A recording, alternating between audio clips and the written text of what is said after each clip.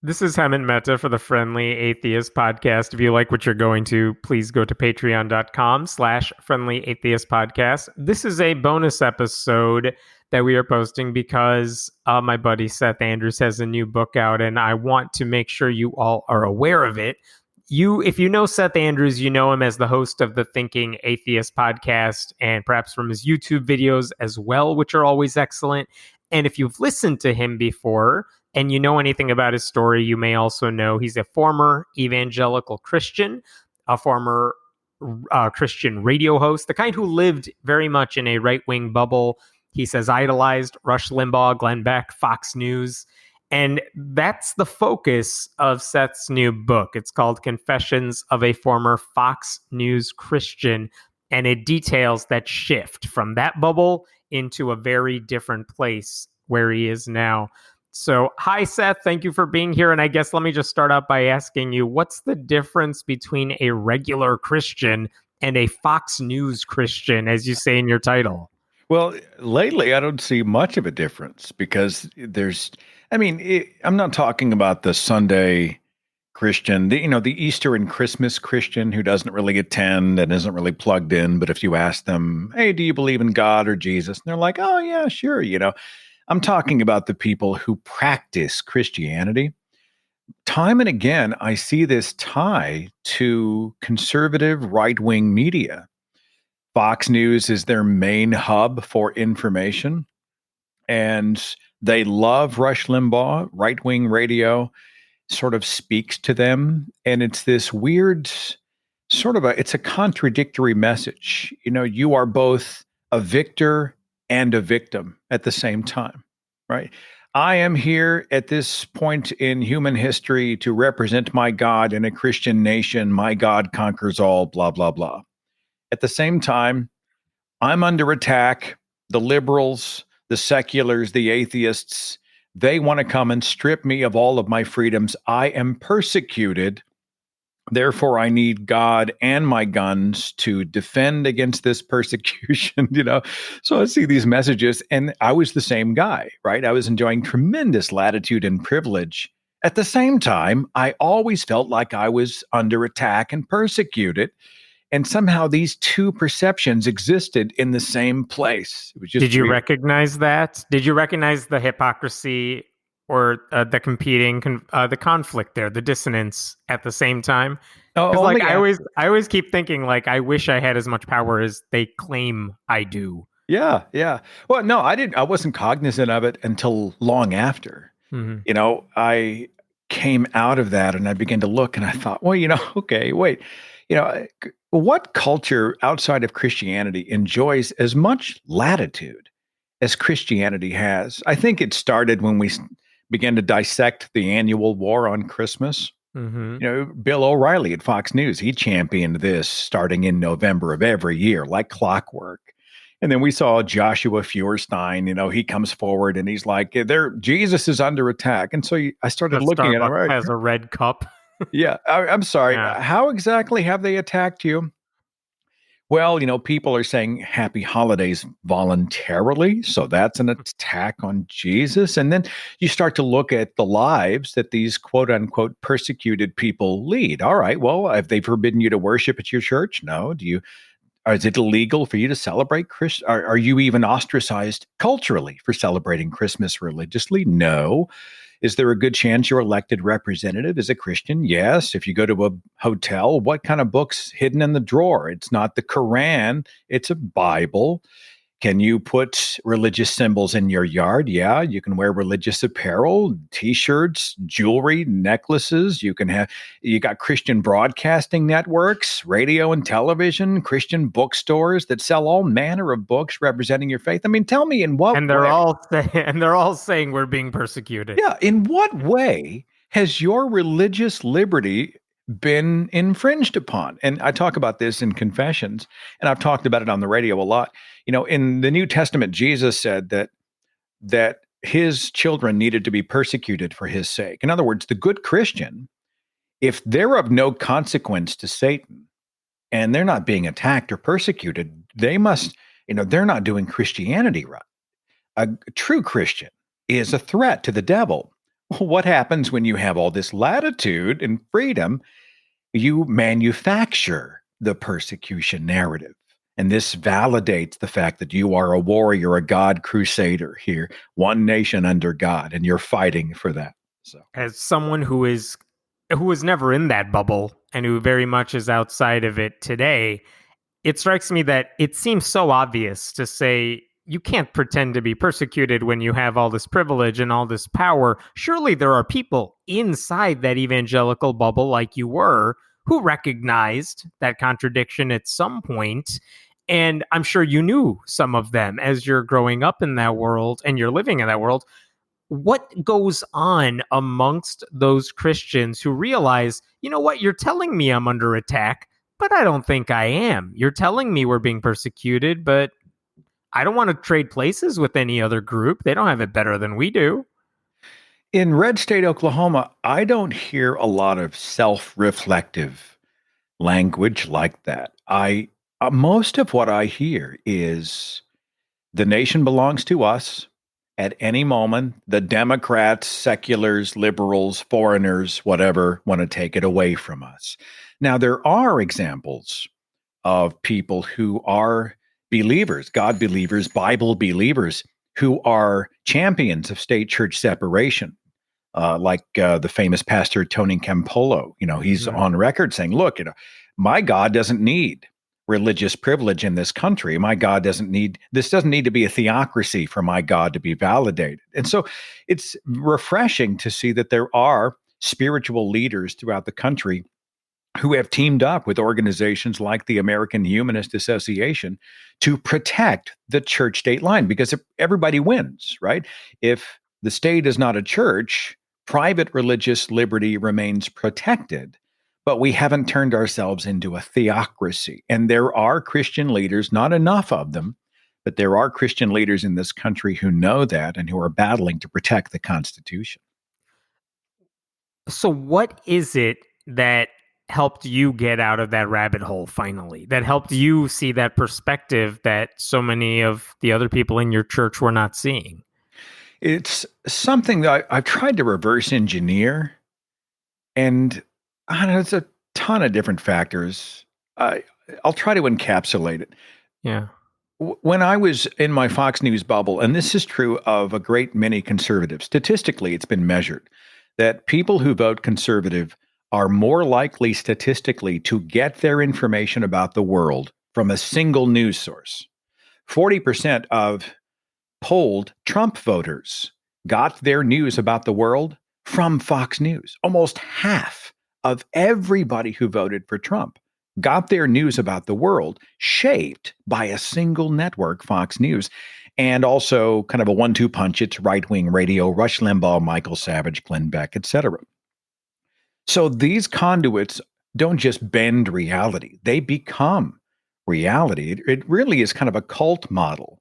It alters your behavior. It's behavior control, information control, thought control, and environment control. What Stephen Hassan calls the bite model.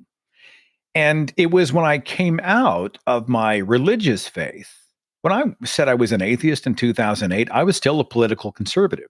I was an opponent of Barack Obama, and I thought the Democratic Party was all these. I carried all that, and once I left the religious dogma, I began to realize that my political opinions had all been filtered through my religion. Like, how did I feel about social programs like welfare? Well, wait a minute. How did I feel about the death penalty? How did I feel about foreign nations now that I don't think that we are one nation under God, selected by God to be better than everybody else, right? How do I feel about LGBT marriage? How do I feel about all these other issues? Boom, boom, boom, boom. Abortion, right? How do I feel about that now that I don't hold to a religious narrative? And so I had to get rid of the religion. And then after that, it took a couple of years for me to systematically dissect and then discard a lot of the other baggage that had come along with it. And I think some of that was also informed by the fact that I was now no longer living in a pod, but thanks to the online community, the internet, a wildly diverse atheist movement, I was also being introduced to other ideas and challenged on my own ideas. And so So I you think a were lot of factors came into play. So you're saying that, for example, on abortion issues, you used to say, because of my religion, I oppose abortion. It makes God unhappy. But you left religion. You now believe you're now an atheist. And so you had to convince yourself, okay, why do I oppose abortion rights all of a sudden? And when religion's out of the picture, it's much harder to defend those positions. I wrote a whole chapter on abortion. I was hesitant to do it because I can already hear the protestations. Why is a dude Mm-hmm. talking about abortion? But I consider these human rights discussions. I don't have to be black to be grieved by racism and to be advocates for those of color who are being discriminated against. I want to be part of those human rights discussions.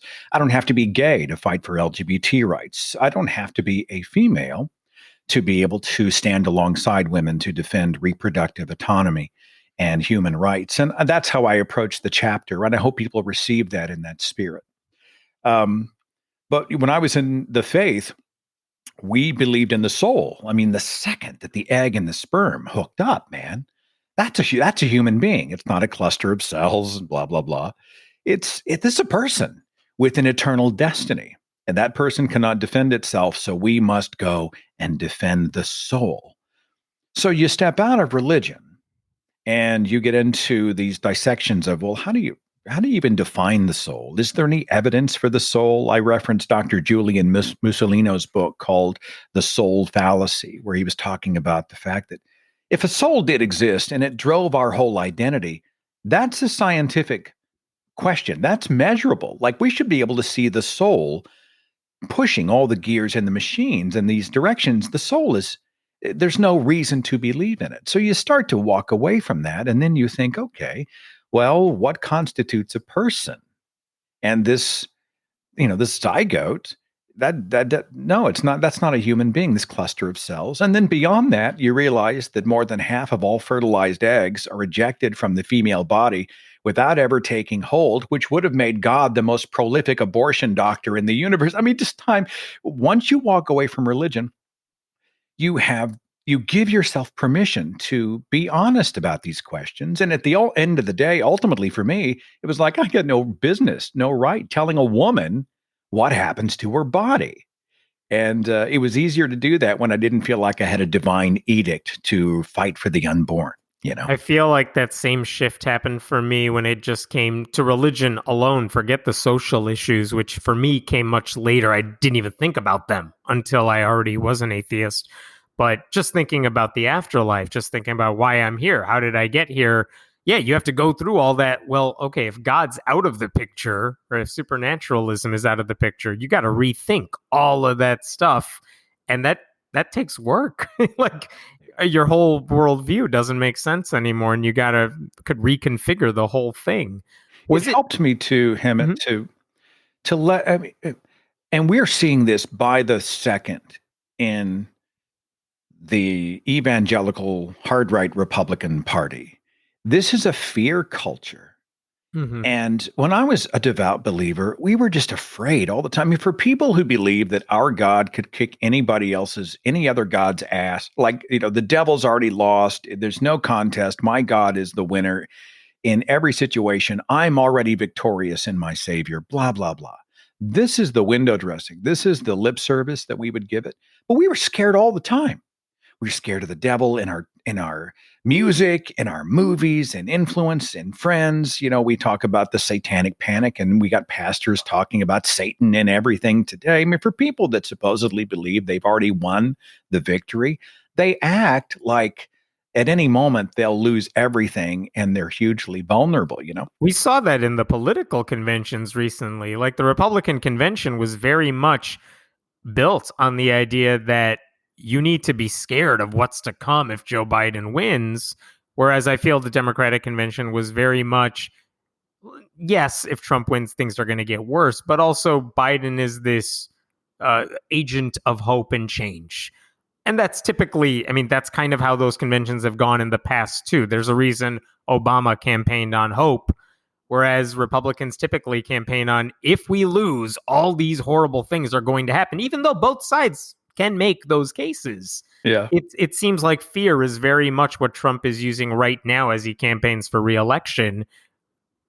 That doesn't surprise me. Well, I was the conversation for me began a few years ago. I was talking to psychologist, Dr. Hector Garcia, and he was mentioning to me that this stuff's been measured, and we find trends. Now, all human beings are prone to tendencies. We're all guilty of tribalism, and we're all guilty of confirmation bias. So don't take this and run with it too far. But people's brains and how they think and their behaviors have been measured by psychologists. And we have found that people who vote conservative, who lean politically conservative, are simply more afraid. They travel less. They are exposed to other cultures less. They even tend to be more germophobic. They respond more to stark and fearful imagery. There's even some evidence that their amygdalas might be slightly larger, this emotion center in the brain. And fear is a powerful emotion. Well, what do you do with a hugely frightened and easily frightened culture that you want to rally behind you? You freaking scare them. So that's why I think when you see, in the United States of Trumpistan, we see all of this fear language. They're coming. They're going to come get you. They're going to burn your cities down. They're going to take away everything you hold dear. They're coming for your kids and your God. What was it? Trump even said that Biden could hurt God. How's that Yeah. possible? And yet the MAGAs, right? If they look at that and they are primed to be fearful and they respond to fear language, they rally behind the guy who says, I'll be the hero. I'll protect you. I will fix it. What did he say at the convention 4 years ago? He said, I alone can fix it, which is a statement that is it's so unsustainable. You would think that would have been a deal breaker, right? You would No, think for people who believe in God to fix everything and whose entire faith rests on God is the one person who can save us, yeah. for a man to step in and say, nope, it's me. And they're just like, yep, all right, I'm going along with it. Forget the Nobel laureates, forget the world's greatest scientists and philosophers, forget all the people, forget the constitutional experts, 7 billion people on the planet, and 300 plus million Americans. And people really bought that this guy who has essentially fabricated his whole past. If anyone who's done a cursory look into his past, it's all, even his ghostwriter for Art of the Deal said, we made it all up. We made it all up. We were selling books. I had no idea that this was going to get serious and he was going to run for president. You guys need to know. I wrote it. It's bogus. Nobody cares. And I think it's because in religious circles, and you touched on this, they're already primed for authoritarian thinking, right? They like the fact that Trump acts like a king and not a president. He ignores the rule of law. He pushes everybody around. He does it his way. Hey, he gets result. He's God's man. I like that. They're primed by their religion and their adoration for Yahweh, the ultimate authoritarian. They're primed to rally behind savior figures. And this is hugely problematic. I have a question about, was it easier for you to leave evangelical Christianity and become an atheist, or was it harder to like leave the GOP? You're saying the GOP, the political thinking Yeah. came later. So you get the hindsight of saying, okay, I left religion and I left conservatism. Which one was more difficult? Like, I wonder what's more scandalous to my evangelical parent, the fact that I'm an atheist or a registered Democrat, because it's close. That'd be a close one. Well, for me, leaving the faith was by far the hardest. It was it was so traumatic. I mean, people who weren't immersed in that and you believe in a literal hell. And I was working for a company and 80% of their clientele was churches. So, I mean, I'm like, what happens if they find an excuse to fire me? I'm getting kind of long in the tooth to start a career over from scratch. What other skills do I have? Is my family going to fall apart? Am I going to lose contact with all my friends? What if I'm wrong? I don't want to burn in hell. And I mean, I was up all night. My stomach was in a knot. I was in a very, very dark place. How long did that transition take for you, by the way? About a year and a half. It took me it took me almost 2 years to get past that. Even though logically I knew hell was irrational and that I knew that I was logically correct, it took me like well over another year and a half to get past this nagging emotional, I don't know, childhood indoctrination. That'll flat screw you up, Yeah. because even in your brain, you're like, well, I know it's crap. But in your heart, you're like, what if I'm wrong? What Yeah. if I go to hell and roast forever? That stuff's real. And it's one of the reasons I'm such an outspoken opponent of the indoctrination of young children for that reason. This is a question I've had for you for a while because I think you're the only one I know who can answer this well. Why is it that if I told you there's a Christian movie out, I mean, if I said that, that's shorthand for some really crappy movie that people like us are probably going to mock. Why is it that like Christians are so bad at pop culture, the movies, the music, all that stuff, but they're so good at political manipulation?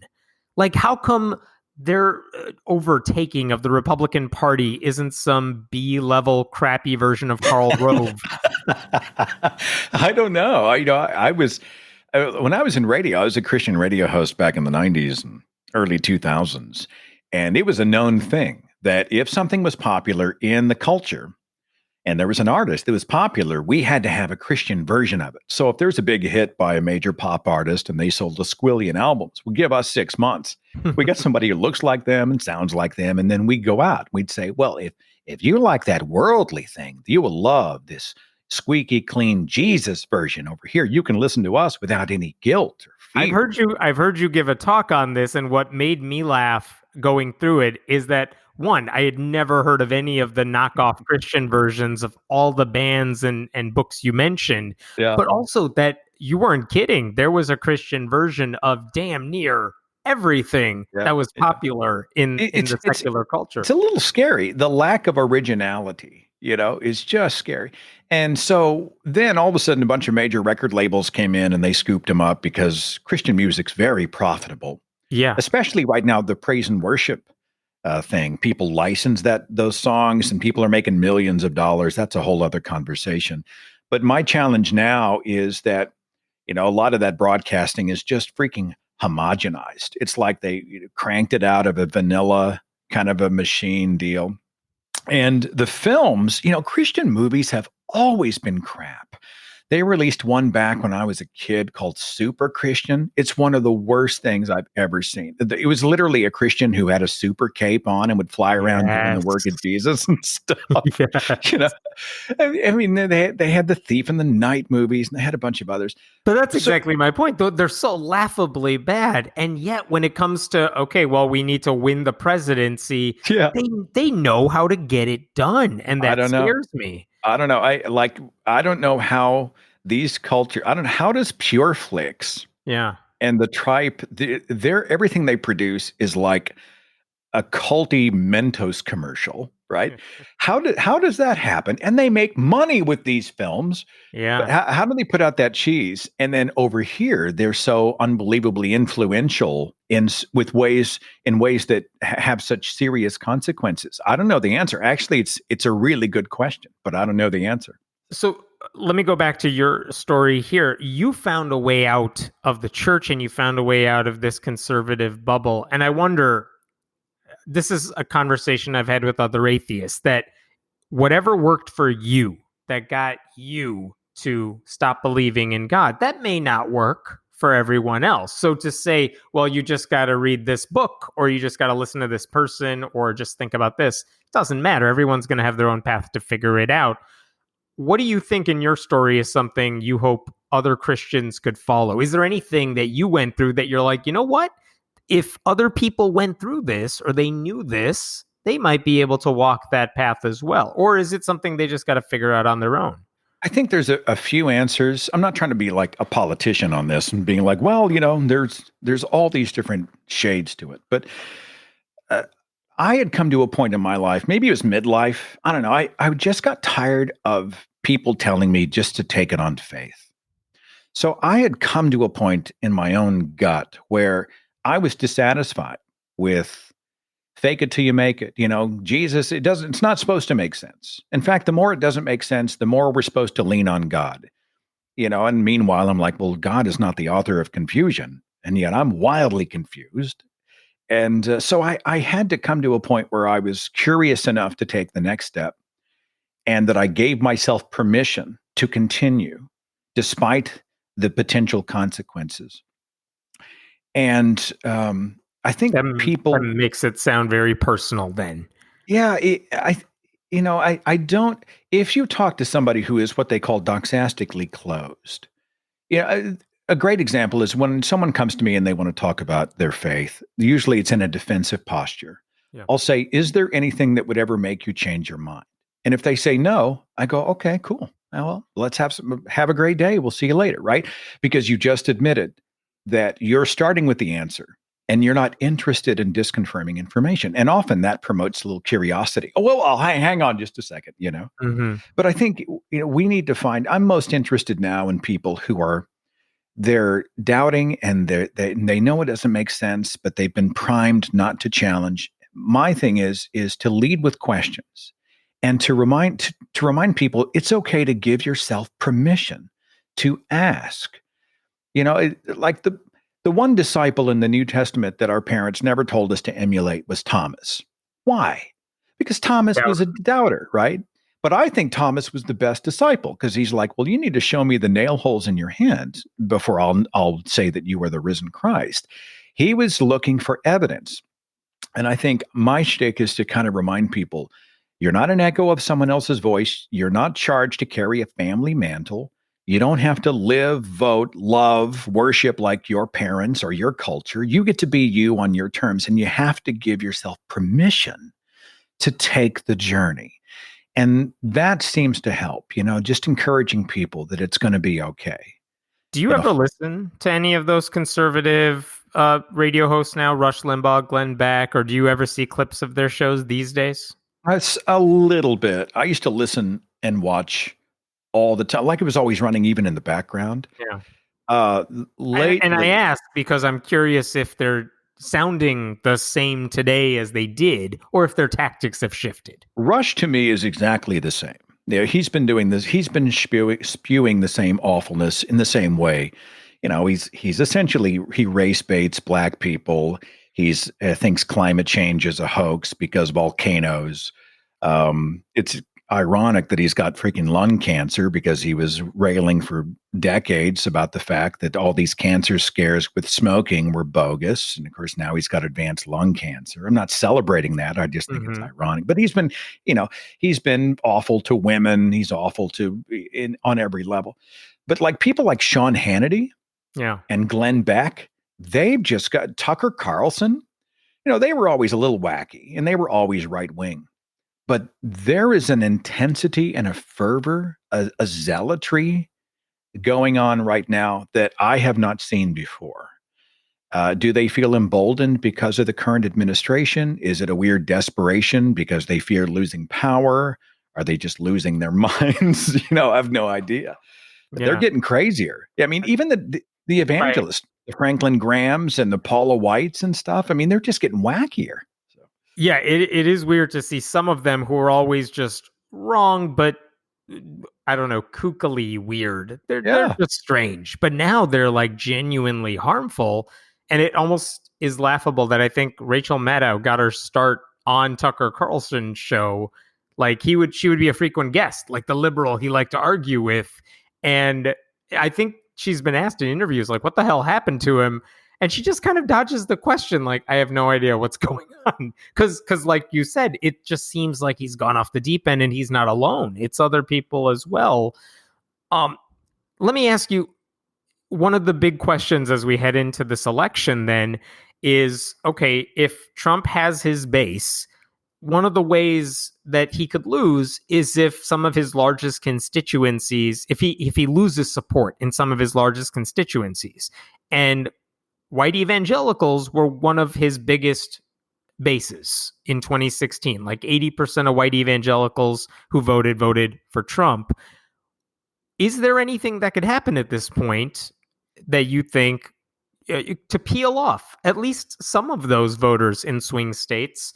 Because I don't know, some polling, at least from a month or two ago, maybe slightly before the pandemic, showed nothing had changed. It's still 80%, 81%. But like, okay, you're in their camp. You used to be in their camp. What would it take to get a few of them to say, you know what, to advance my views, to advance my religious views, Yeah. to get to the country that is more like what Jesus wanted? I either don't vote or I don't vote for Trump. I vote for Biden. I don't know. Is there anything you would suggest? You're Biden's campaign staffer now. What do you do? I may not be the best guy to answer this because I've been wrong on so many. Like, as soon as Trump took office, I thought, well, 3 months of awfulness, because we know this is going to be a freak show. We know this is going to be crazy. People are going to run from him in droves. The evangelicals are going to realize that, no, this guy is the antithesis of the best teachings of Jesus, right? There's no way we can stand behind this guy. And instead, as you said, they're still there by the tens of millions. And Franklin Graham and other people rationalize it. My parents are these Puritan believers in their 80s. They're so strict that they won't even have a beer in the fridge. My mother teaches New Testament Greek. This is how hardcore they are. They are horrified by sex outside of marriage and divorce, and drinking and swearing. No one can swear. And they're those types of people. How do they love? They adore Donald Trump. And I look at them and I think, how? And the only thing I can come up with is, for their entire lives, no matter how awful their guy is, Democrats are worse.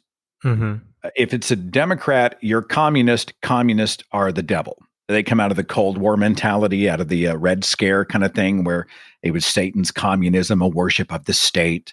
That's why they're against Black Lives Matter, because a few of the organizers have Marxist tendencies. Well, there you go. The devil is part of Black Lives Matter, And so they've decided no matter how awful Trump is, well, the left is even worse. I think they've also adopted this King Cyrus narrative that says God sometimes uses terrible people to bring about good.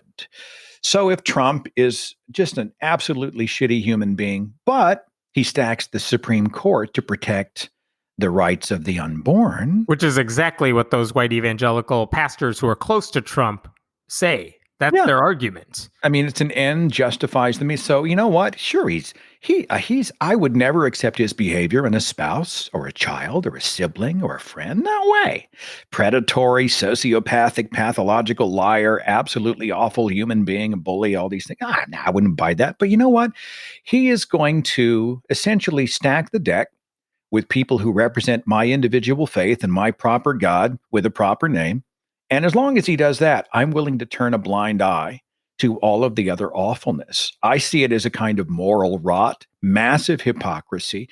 I think Trump's a symptom to the larger problem of the moral rot of the evangelicals in the United States. He has essentially showed us what people are made of. And the fact that he enjoys such support now in the middle of this clown show, it actually makes me very afraid for the future.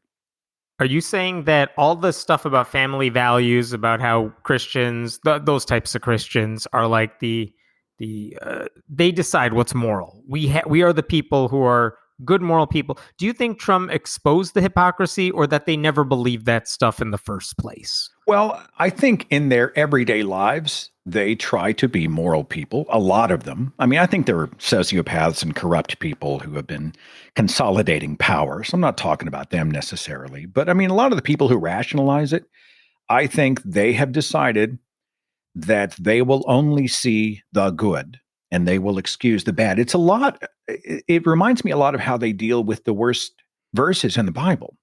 You go to them and you're like, well, how do you feel about the slaughter by Yahweh of 500,000 people? When men, women, the infants by sword. And how do you feel about slavery and the beating of slaves? And how do you feel about forcing a woman to miscarry because she had an illegitimate child? And how do you feel about all this other stuff? And you throw it out and you see them and they're like, no, the Lord, the Lord, the Lord. He just kind of, they'll do anything except condemn the Bible because they have been primed again for this authoritarian way of thinking. And they see only the love verses. It's cherry picking 101. I think there's a lot of them that have simply cherry picked this false narrative about Trump, the savior and hero. One last question for you before we end things. Do you think there is one big thing that you were wrong about when you were an evangelical, when you were a conservative, that you've changed your mind about that? I mean, you mentioned abortion, you mentioned gay marriage and all that stuff, but is there just one belief that you are probably the biggest one for you to overcome in all of this? Well, I mean, Hardest one, maybe?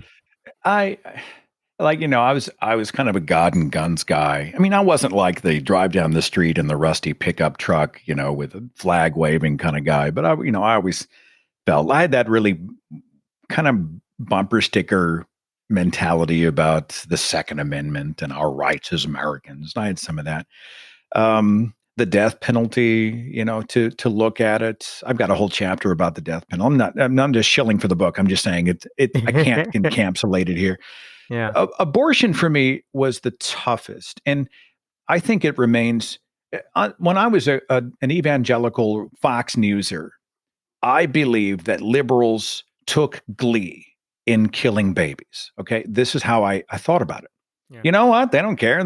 We had Christian artists on the radio who sang songs about babies ripped out of wombs and how the mothers were devastated and regretted it for the rest of their lives. And there were Christian songs that the lyrics were babies saying prayers for the mothers that aborted them, and just babies in dumpsters. I mean, I'm not trying to be sensationalistic. I'm just trying to show you the temperature of the arguments against abortion. And we felt like the liberal was so callous toward human life that they would discard a baby, a human life, for their own convenience.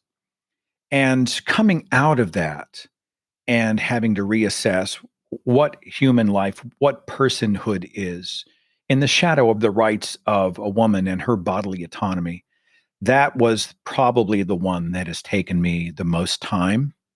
And I think it's still something that, as I talk to my fellow liberals and seculars and humanists, this is not a conversation we take lightly. We don't sit around going, oh, yeah, yay, more abortions, abort, abort, abort. We're not those people. It's, we have those questions about, well, what about the late term? And when does personhood happen? And how do we feel about that as advocates for human rights? And what's the right thing to do? I think We're having nuanced, thoughtful dialogue about this, ultimately deciding that, you know what, if you're not the woman at some point, it's none of your goddamn business. I've said this story before, I think, on my podcast, but for a year when I was studying medicine, I went to a conference of a bunch of pro-choice medical students. And what was fascinating, one of the most eye-opening segments for me, is I went to a talk, and basically the person speaking said, all of you in this room, presumably, are going to become doctors, whether or not you would become OB-GYNs or whatever, but you're all going to be doctors. If you had the training, if you had the ability to perform abortions, how many of you would perform a first trimester abortion, whatever that required, a pill, whatever it was? And everyone stood up. There was a way to anonymize it.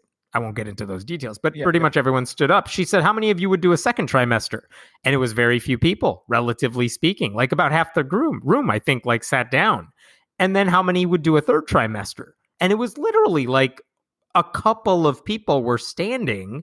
And her whole point was, in this group of future doctors who are pro-choice, there is a lot of hesitation about doing that stuff because, like you are saying, this isn't some whimsical thing that we're just like, yep, until the point of birth, let's chop off their heads. That's not how it works. There is a lot of thinking about this stuff and what's the deadline? How should we do this? And of course, generally speaking, everyone was like, we want to make sure women never get to that point where they have to make that decision so late. So let's work to make it easier to access earlier in the process.